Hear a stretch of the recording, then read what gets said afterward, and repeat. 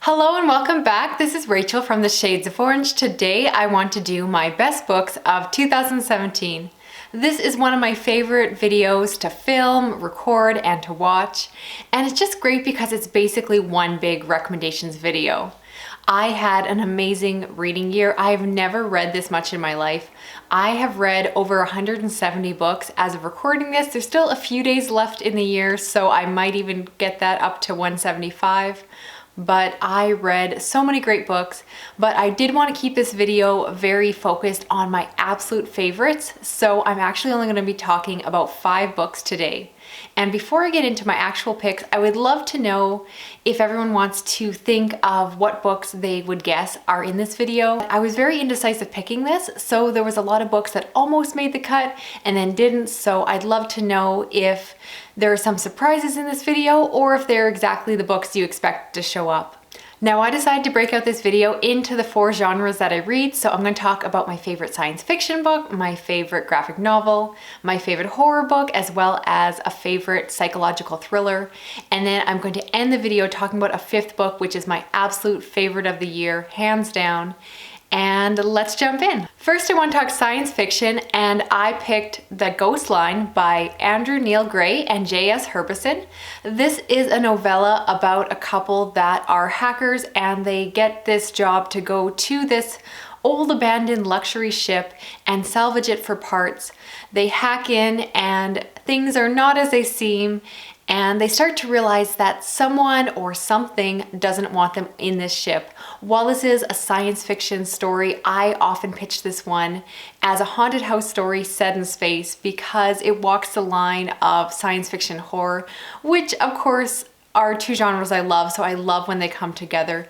This book was so atmospheric. It's actually written by a couple, and I really like how they wrote the relationship of the main 2 characters into the story. As someone married myself, I just really love that relationship. You don't often get to see happily married people in stories, and I was hesitant at first to pick this story just because it is novella length. It's not a full novel, but it just stuck with me. I feel like this is one of those books that just did not get a lot of attention and appreciation this year.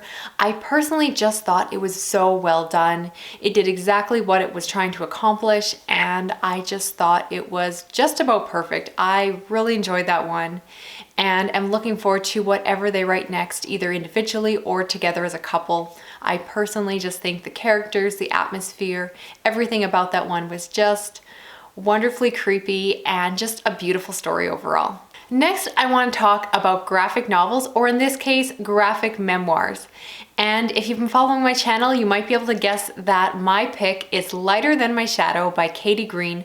This is a giant graphic memoir. It's over 500 pages, and it tells the story of a young woman who experienced anorexia in her young life. And it's her story of going through that eating disorder, but also the recovery from it and how she continues to live with that disordered eating in her past, how she copes with it in her life. And I just personally connected with the story more than I want to admit on camera, but I'll let you know that anyone who's ever been touched by disordered eating will find this a very emotional, wonderful, intimate story. And even if it's not something you're very familiar with, if you want a really personal account to really understand what it is like to have a strange relationship with food, this is the best memoir I've ever read on the topic. I like that it not only deals with her time when she is really in the throes of anorexia, but really deals with the fact of having to reteach yourself to have a quote unquote normal relationship with food. And I just think it's so well done. It does have some triggers for sexual abuse, which thankfully was not a part of the story I do relate to.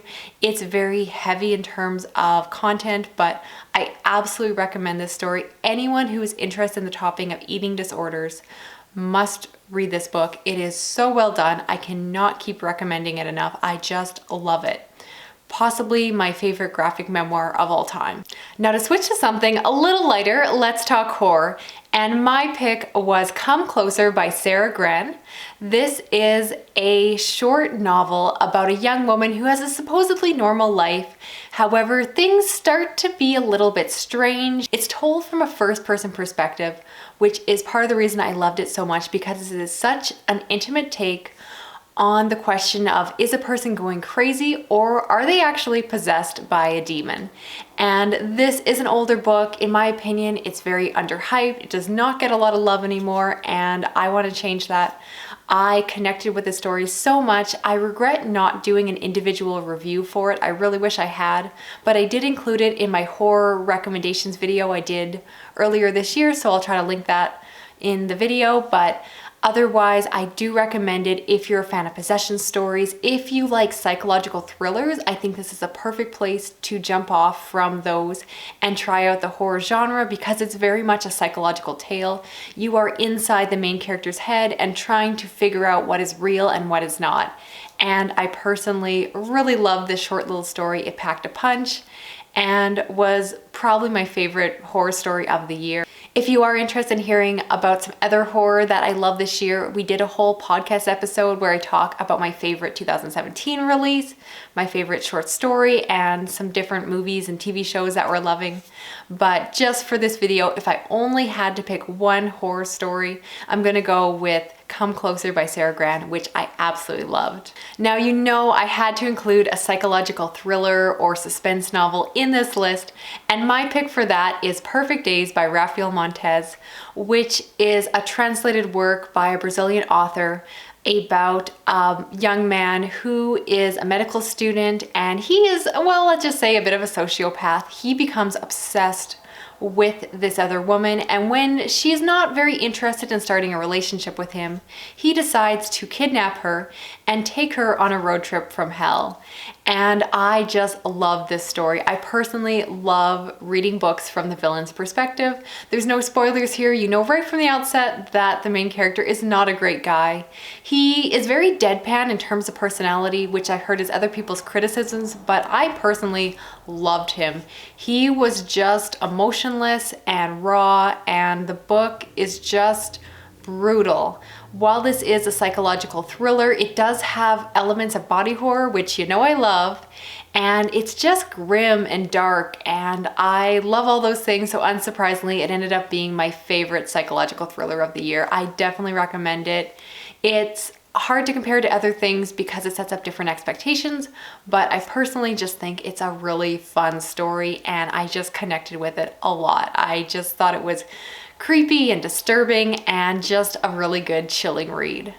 Finally, I want to end by talking about my favorite book of the year, and this was an easy choice, hands down. That is I'm Thinking of Ending Things by Ian Reid, which I read earlier this year, absolutely loved. I have done a review on that, so if you want my longer thoughts, go watch that.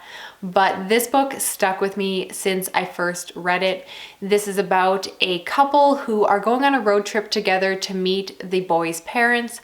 However, the girl is thinking about ending things in the relationship, and what transpires is an incredibly creepy story. It is so atmospheric, and it's just brilliant. It's the kind of story where you don't really know what's going on. You don't know how to take it.